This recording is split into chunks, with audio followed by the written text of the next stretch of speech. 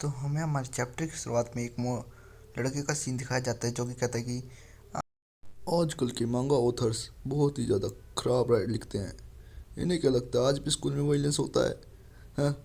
और उसके दोस्तों में से ही कहता है कि अरे तुम इन पे ये ज़्यादा ध्यान मत दो। वैसे भी आजकल कौन ही मांगा पढ़ता है।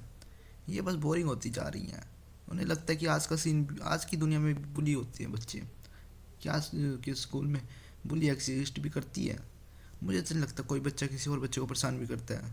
तुम्हें क्या लगता है किम सोयुन? तो सोयुन ही हमारी इस मानवा का हमसे तो हम इसे सोयुन बुलाएंगे। तो सोयुन उनसे बहुत डरता है, इसलिए वो उन्हें कहता है हाँ तुम सही कह रहे हो, आजकल बुली कहाँ एग्जिस्ट करती है। लेकिन वो अपने मन में सोचता है क्या कमीनो, ये भी तो बुली है जो तुम मेरे साथ कर रहे हो।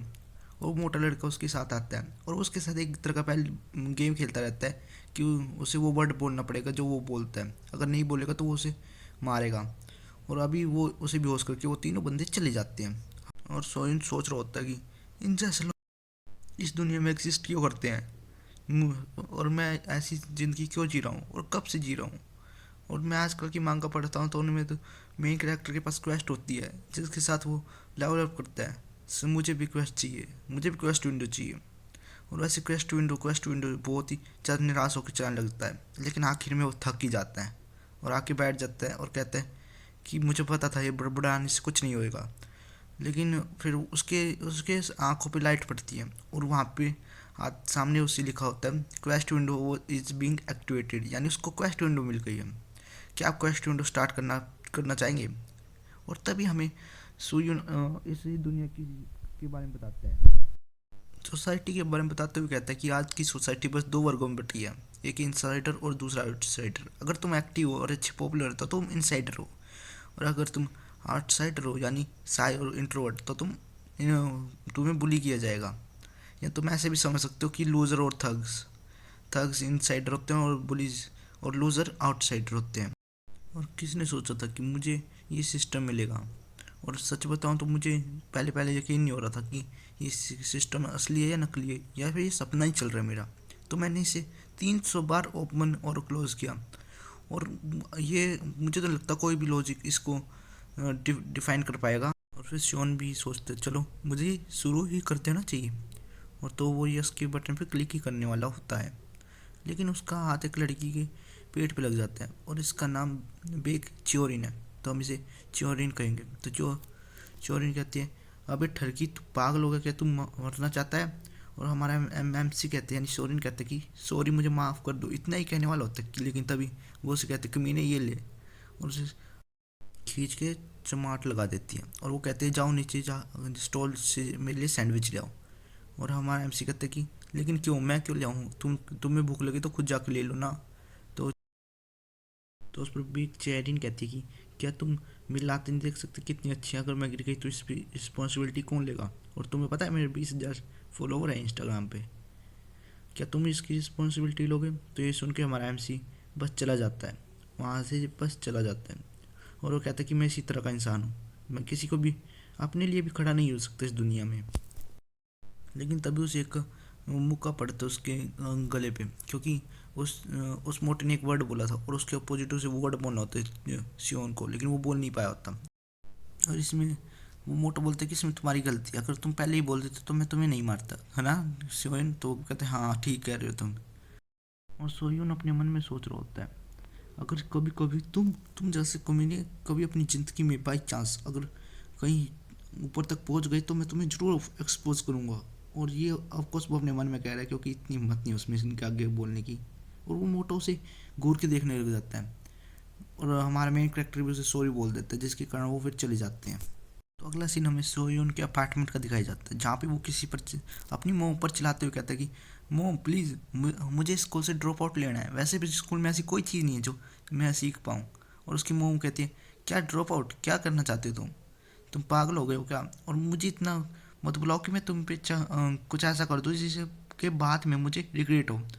तो हमारा एमसी कहता है कि मोम आप समझती क्यों नहीं, इस स्कूल के बाद क्या यूनिवर्सिटी, उसके बाद कॉलेज, मैं क्या करूँगा उनका, अगर इससे अच्छा मैं कहीं जाके अपनी स्किल ही बढ़ा लूँ।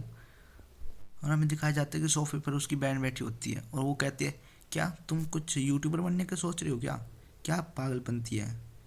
और हमारे मेन कैरेक्टर अपने कमरे का दरवाज़ा बंद करके चला जाता है अंदर। और वो बहुत दुखी होता है क्योंकि उसे स्कूल नहीं जाना। और वो सोचता है कि मैं बस अपनी मोम पे ही चिल्ला सकता हूँ और किसी पे भी नहीं, मुझे माफ़ कर देना मोम। तो वो कहता है चलो मुझे अब ये कर ही देना चाहिए। तो वो सिस्टम को खोलता है और फिर यस पे दबा देता है।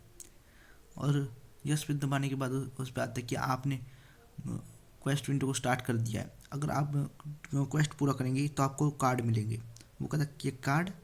और वो सिस्टम कहता है कि एक ट्यूटोरियल क्वेस्ट शुरू हो गया है और उसका रिवार्ड एक गोल्डन कार्ड, अगर आपने क्वेस्ट पूरा कर दिया तो आपको गोल्डन कार्ड मिलेगा। और ये सुनकर ही हमारा एमसी बहुत ज़्यादा हैरान होता है और वो कहता है कि गोल्डन कार्ड क्या मैं उसे भेज सकता हूँ। तो हमारा सिस्टम उसे डिफाइन करता है कि ब्रॉन्ज कार्ड, सिल्वर, गोल्ड, उसके बाद भी बहुत कार्ड होते हैं। पर हमारा एमसी कहता है क्या मुझे इन सभी से मतलब नहीं, क्या मैं उसे भेज सकता हूँ, तो मैं बहुत अमीर हो जाऊँ अगर मैं उन्हें भेज सकता हूँ। तो क्वेस्ट मिला होता है अपनी मोम से अपोलोजाइज करने का, यानी माफ़ी मांगने का। तो अपनी मोम के पास आ जाता है और कहता है मोम प्लीज़ मुझे माफ़ कर दो कि मैंने आपके ऊपर चिल्लाया, और मुझे माफ़ कर दो कि मैं आपके ऊपर चिल्ला रहा था और बेतुकी बातें कर रहा था जो कि मैं बिना सोचे समझे कह रहा था। और उसकी बहन कहती है क्या लगता है इसका दिमाग ख़राब हो गया, मोम चलो इसे डॉक्टर के पास ले चलते हैं। फिर हमारा एमसी अपने कमरे में आ जाता है और फिर अपने कार्ड को रिवील करता है।